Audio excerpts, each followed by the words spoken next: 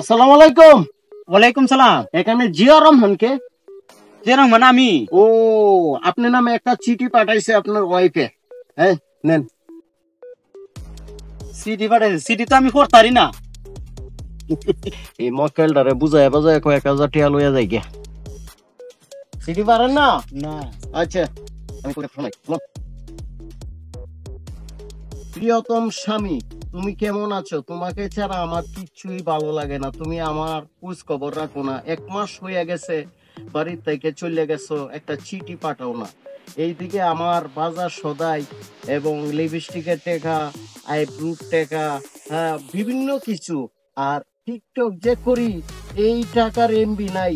Total মিলিয়া তুমি 5,000 টাকা পাঠাইয়া দাও। এনেন। তোর টিহাটা আমি কেমনে পাঠাই আনতে? আমি পেও না, আমি তো পাঠাইয়া দেবো।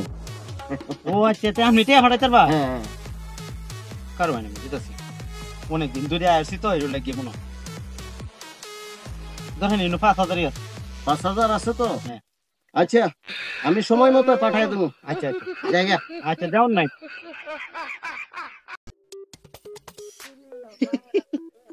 ভালো হয়েছে, টিহাটা দিয়ে অন বড় অনেকটা খুশি হইব।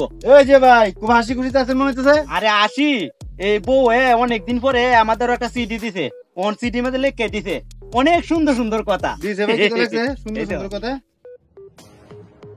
প্রিয়তমা স্বামী, তুমি গত 1 মাস যাবত বাড়ি থেকে চলে গিয়েছো। তোমার কোনো খোঁজ খবর পাচ্ছি না, কেমন আছি তাও জানি না।